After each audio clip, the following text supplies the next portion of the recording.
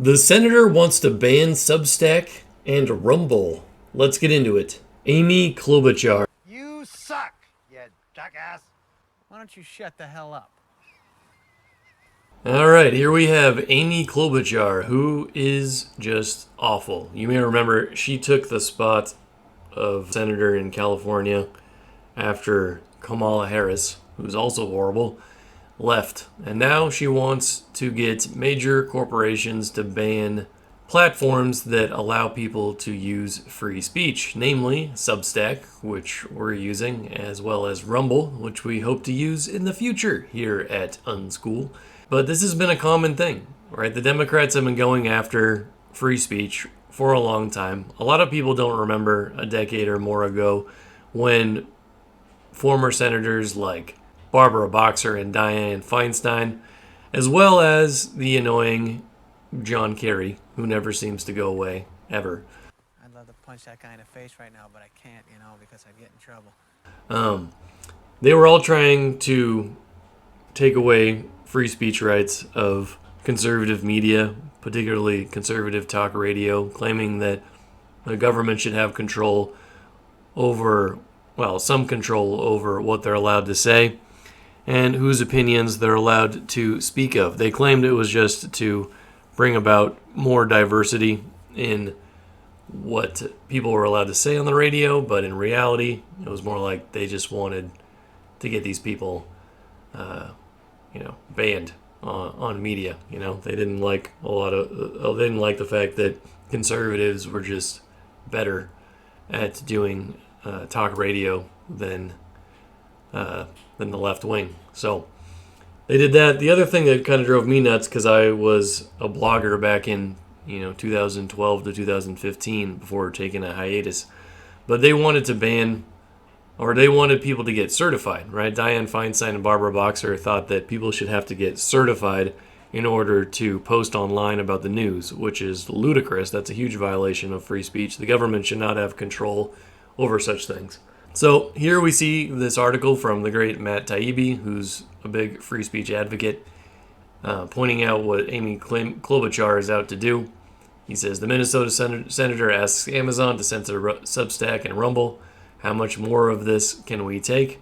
It's been going on for years. Minnesota Senator Hindenburg, presidential candidacy, Amy Klobuchar sent a letter to Jeff Bezos demanding that he enjoin Alexa from citing unvetted sources, right? This is the key thing the Democrats have been going after for more than a decade. They want only verified sources. And in fact, I know this as a teacher, that they push this in the education system as well, that you should only read the news from verified sources. Well, who has the right to verify these sources? Who determines what's right and what's wrong? Should the government decide that? I don't think so. The government should not be the one deciding what qualifies as a verified source. And they really don't like the fact that on Substack and Rumble, diversity of opinion is allowed. And that's the main diversity that matters, right? Like, there's a lot of discussion of other things. The biggest level of diversity in human beings is thought, right? We all have thousands, millions of thoughts over our lifetimes, and those differ from everyone else. But other aspects that Democrats focus on, it's really almost in opposition to diversity a lot of the time. This is that article I was talking about a second ago, or one of them related to this topic. It's been going on for decades. But it's about Barbara Boxer and her attempt to ban free speech, right? She's also another awful senator from California. She didn't like that a number of organizations were speaking out against the climate change nonsense that's coming out of government. She just wasn't comfortable with their collective disapproval, right? Or no, she said she was disapproving of the way 33 organizations spoke out about climate change and urged these allegedly interconnected groups, so she's clearly a conspiracy theorist, to cooperate maximally with various ongoing government investigations. What that really means is she doesn't want anyone having free speech on the internet if they don't speak properly about these topics or anywhere else besides the internet, because their opinions might be deemed incorrect, right? Which is a word, it's just not used as often as incorrect. Purpose of the 2-day name and shame exercise, the senators bragged in a press release, is to call out the Koch brothers. My goodness, does the far left hate the Koch brothers, because, gosh darn it, they are engaged in fossil fuels. Oh no. You know, I don't think windmills are going to replace fossil fuels anytime soon. Certainly not in actually producing as much energy as we need. Of course, Elizabeth Warren got on the bandwagon as well, because she also doesn't like people pointing out that she's not Native American. So, she's part of this bill as well, decrying oil companies, huge secret contributions, because apparently you can't give money to things that you support. They don't like fake science think tanks. They want to ban that. Only Democrat science is allowed, apparently. And then you can't allow these, Orwellian, dangerous opinions to be spoken aloud. So, California Democrat senators have a long history, decades. Not just Amy Klobuchar, that's an important one, but not the only one, but also Dianne Feinstein and Barbara Boxer. Continuing on with Matt Taibbi's article, in referring to a Washington Post story complaining that Alexa cited Substack, Amy, what do you call her, Hindenburg, wrote, when asked about the 2020 presidential election, it appears that some answers were provided by contributors instead of verified news sources. Yeah, no shit. Amy Klobuchar is the absolute fave of national media consensus. They love her so much. They speak in italics. Oh my God, she's great. And funny too. And we'll see in the video below, she tells the same joke dozens, more than that, hundreds of times. My goodness.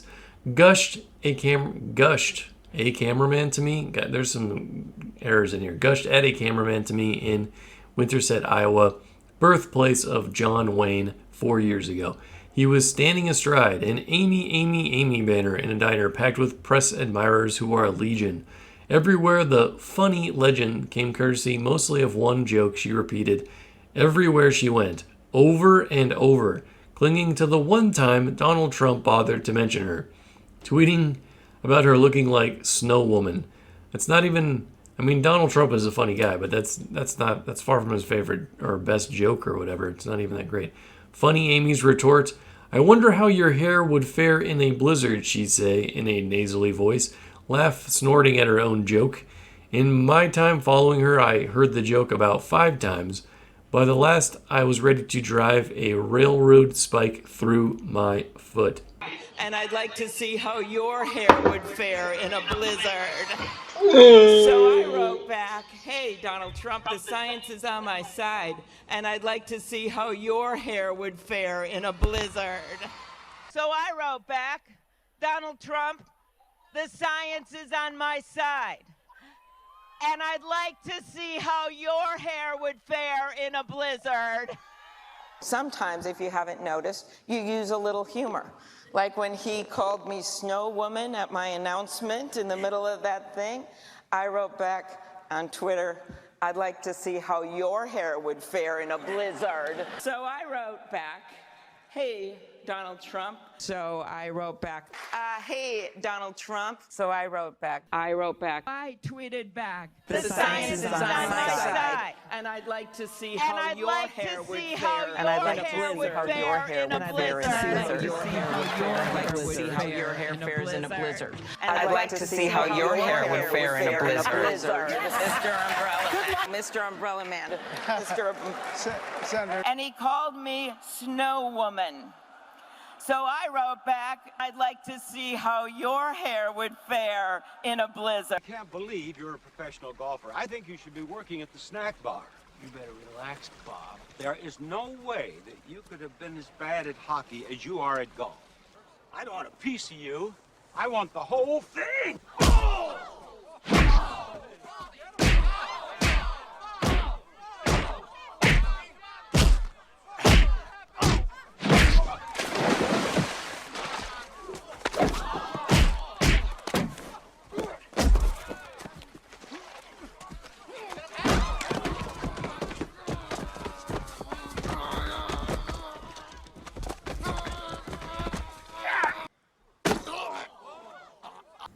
So the national press, or lamestream media, continues to try to present Klobuchar as the funny one, right? Maybe she's supposed to be the replacement for Kamala Harris in this next election. I can't imagine another reason why they're going all out in so many different magazines and so on to promote her as someone with a sense of humor when she so clearly isn't. I mean, Amy Klobuchar would only be a funny person if everyone else on the planet didn't exist and she had no competition whatsoever. But nevertheless, the New York Times is pushing this perspective. NPR is pushing this perspective. They wrote, Amy Klobuchar turns to humor to distinguish herself among candidates. Well, not really. She's not funny. She's not funny at all. Everyone is funnier than her. Trump is somebody with a sense of humor. He treats his rallies like stand-up comedy routines, and it shows. And some people don't understand that he's joking around quite a lot of the time. But they're trying to present her as the counterpoint, the funny counterpoint. And my goodness, did they come up with a ridiculous choice in her. So, U.S. News and World Report went with how Amy Klobuchar's humor sets her apart and claimed her ability to savagely deploy a zinger would be a critical element in taking on Donald Trump. Sure. Whatever you want to believe. That sounds crazy. The only thing she can do is maybe replace crazy Kamala, who we all know is insane and laughs like someone who belongs in an asylum. Next it says Barack Obama gushed that Al Franken was now Minnesota's second funniest senator, while the hometown Minnesota Post went with Amy Klobuchar is hilarious, adding, "This is real." The following deck, Amy Klobuchar can legislate, but can she tell a joke? The answer is a resounding yes. As in, bring down the house, my stomach hurts from laughing. Yes. Because of one joke that she's told 50 times at least. I like this particular paragraph where Taibbi says he might just sue if Bezos actually goes along with Klobuchar's nonsense of trying to ban Substack, right? Substack has done a good job of letting people speak freely and not censoring them for having opinions that are outside of the mainstream. This whole verified news sources thing, it's a little ridiculous thing to complain about. Complaining about Substack, a newsletter subscription service, oh no. What's wrong with that? They linked to another post piece describing the site as home to conspiracy theorists. That's not true. It's people who say things that the lamestream media doesn't want to be said. Taibbi's a great writer. Down here he says, I would pay money to watch them all mauled by bears. Agreed.